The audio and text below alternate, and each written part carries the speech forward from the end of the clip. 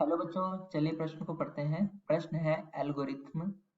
Algorithm का क्या तात्पर्य है? इस प्रश्न को करने के लिए हम इस प्रश्न के मुख्य अवधारणा को समझते हैं। तो मुख्य अवधारणा है एल्गोरिथ्म। तो एल्गोरिथ्म क्या होता है? तो हम लिख लेते हैं एल्गोरिथ्म। एक्चुअली एल्गोरिथम ना कोई पर्टिकुलर मेथड होता है, कोई पर्टिकुलर नियम होता है जिससे हम किसी सवाल को हल कर रहे होते हैं। तो इसकी परिभाषा क्या कहती है, हम परिभाषा लिख लेते हैं फिर हम समझते हैं इसको। तो एल्गोरिथम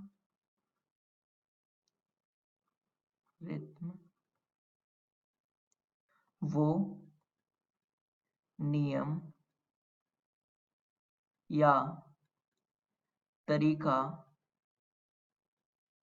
होता है जिसका प्रयोग करके गणित के प्रश्नों को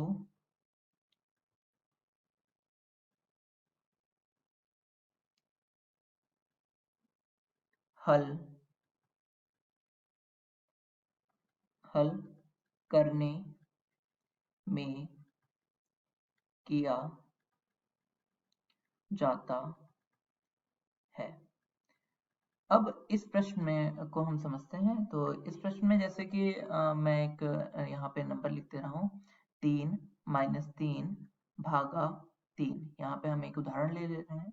तो इसको हम हल करने के लिए क्या करते हैं, हमें पता है सबसे पहले हम क्या करते हैं, भाग करते हैं। तो इस नियम का प्रयोग कर रहे हैं, फिर माइनस करेंगे। तो अतः हम क्या करेंगे, 3 - 3 को 3 से भाग करेंगे, 1 आएगा। तो इसका उत्तर क्या हो जाएगा, 2 हो जाएगा। तो हमने यहाँ पर इस नियम का, एल्गोरिथम का इस्तेमाल किया कि पहले भाग करेंगे फिर माइनस करेंगे। तो यह एल्गोरिथम हो गया।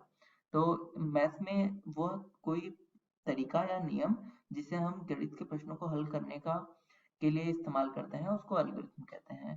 तो आशा करता हूँ ये प्रश्न आपको समझ में आया होगा। धन्यवाद।